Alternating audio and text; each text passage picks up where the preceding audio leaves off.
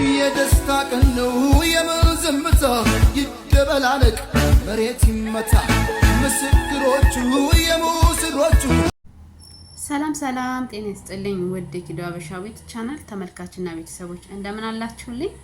ሁላችሁንም በያላችሁበት ሰላምታ ያለሳችሁ እያልኩ ዛሬም በሌላ ቪዲዮ ተመልሼ መጥቻለሁኝ።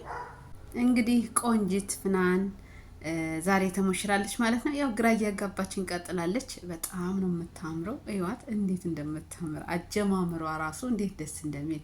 የፍናን አድናቂ የሆናችሁ በሙሉ ላይክ እያደረጋችሁ ቪዲዮ እንድገቡ። እንግዲህ እንደምታዩት ሙሽሪት ፍናን ዛሬ ተሞሽራለች ማለት ነው። እናቷ ራሱ እንዴት ነው የሚያምሩት! በጣም ነው የሚያምሩት በነገራችን ላይ እና በነገራችን ላይ ፍናን እዚች ጋር ጨመር እዚች ጋር ቀንስ ትንሽ ወደ ላይ ከፍ እየተባለች በቃ በትዕዛዝ የተሰራች ነው የምትመስለው መልኳና በጣም ነው የምታምረው። እዚህ ጋር ደግሞ በጣም ነበር የምታምረው። ሜካፓ በጣም ኖርማል ሜካፕ ነው። ቬሎዋም ያምራል። አንዳንድ ሜካፖች ፊታችሁን ሌላ ገላችሁን ሌላ እጃችሁን ሌላ ነው የሚያደርጉት። የፍናን ግን በጣም ኖርማል የሚያምር ቀለል ያለ ሜካፕ ነው የተሰራችው። ምክንያቱም ልጅቷ ቆንጆ ናት ሲፈጥራት ምንም አያስፈልጋትም። ያለ ሜካፕ ራሱ ብትመጣ ምንም የሚወጣላት ነገር የለምና በጣም ነበር የምታምረው። ያት እንዴት እንደምታምር እናቷ ራሱ ወይኔ በጣም ነው የሚያምርና ከእናቷ ጋር ያላቸው ቀረቤታ በጣም የጠበቀ ነው። እንደ እናትም እንደ ጓደኛም ናቸው። እንደምታውቁት ያው እናቷ በጣም ወጣት ናቸው። ስለዚህ በጣም ቀረቤታቸው በጣም የጠነከረ ነውና ሙሽርዬም እንግዲህ ሙሽራው ይሄው እንደምታዩት ግማሽ ፊቱን እስካሁን አሳይታናለች። እንግዲህ በቀጣይ ቪዲዮ ሙሉን ይዤላችሁ እመጣለሁ ማለት ነው። እሱም እንደዛው በጣም ቆንጆ ነው። አፈሰችው አፈሳት በቃ በጣም ነው የሚያምሩት። በጣም የደመቀ ነው እንትኗ የብራይድል ሻወሯ እንደምታውቁት። እንዲሁም ደግሞ ሌላ ግራ የሚያጋባው ደግሞ የገንፎ ፕሮግራሟም ነበረ። የገንፎ ፕሮግራም እንግዲህ እኛ የምናውቀው በእርግዝና አንዲት ሴት ልጅ ለመውለድ ስትቃረብ ነው። በትግርኛም ጋት እያሉ ብዙ አርቲስቶች የሰሩት ቪዲዮ ላይ እንደምታዩት ያዘጋጁት ፕሮግራም ላይ ያው ለእርግዝና ሲቃረቡ በአማርኛ ያጥሮፋት ትስማሽ እንደሚባለው ማለት ነው። ፍናን እንግዲህ ግራ እያጋባችን ቀጥላለች። ምናልባት አላቅም፣ እኔ የማላቀው ሀገር ባህል ሊሆን ይችላል። ከጋብቻ በፊት የገንፎ ፕሮግራም እንዳለ አላውቅም እውነት ለመናገር። ያኔ ባለፈው እንደዚህ አይነት ያው የእርግዝና የልጅ እናት ልትሆን ነው ብዬ ቪዲዮ ሰርችላችኋለሁ። እንግዲህ የተለያዩ ሰዎችም ከስር የእሷ ቪዲዮ ላይ ኮሜንት ላይ እንኳን ደስ ያለሽ የልጅ እናት ልትሆኝ ነው እያሉ ኮመንቱ ነበረ። ስለዚህ እኔ ብቻ ሳልሆን አብዛኛው ሰው ግራ ተጋብቷል ማለት ነው። እንደምታዩት ደግሞ አሁን የፍናን ሆድ ምንም አይነት ምንድነው ለውጥ የለምና እርግዝና የለም ማለት ነው። ስለዚህ አሁን ያው ዛሬ ተሞሽራለች። ሰርጓም እንግዲህ በሐሙስ ቀን ሆኗል ማለት ነው። ቅዳሜ ወይ እሑድ ይሆናል ብለን ነበረ። ሐሙስ ቀን ሆኗል። እንግዲህ ብዙ ለውጦች አሉ።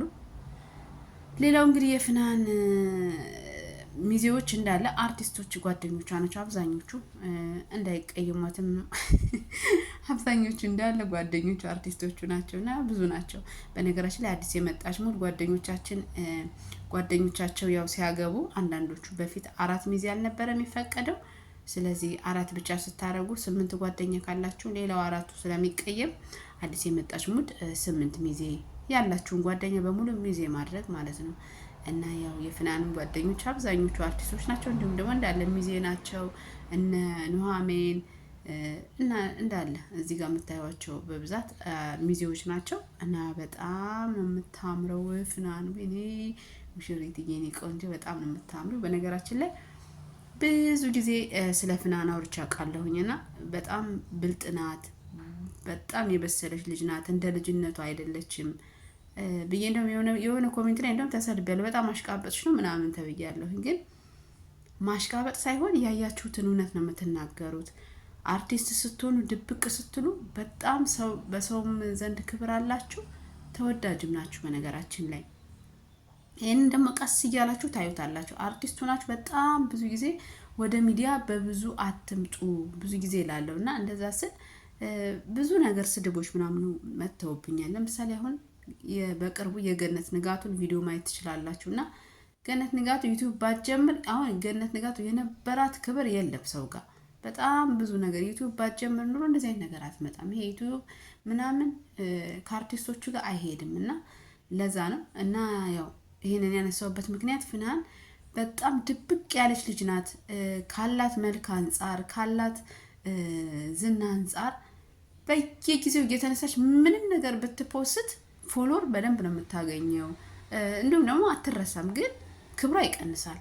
አሁን ፍናን እንደምታየው ድብቅ ያለች ትንሽዬ ልጅ ናት። በጣም ነው የምታምረው። ምንም ነገር በቃ የወርቅ ፍልቃቂ ነው የምትመስለው። በጣም መታምር ጨዋ፣ በቃ ያው እንደዚህ አይነት ነገር ፕሮግራሞች ላይ ምናምን ካልሆነ በስተቀር እንዲህ በቃ የትም ማታየዋት አይነት ሴት ናት። ግን እንደዛም ሆና ይሄንን የመሰለ መልክ ይዛ ድብቅ ብላ ራሷን በእንደዚህ አይነት መልኩ ደግሞ በክብር አግብታ እንደዚህ ደግሞ እንትን ሲል ደስ ይላል። ሰውም ክብሩ በጣም እየጨመረ ነው የሚመጣው።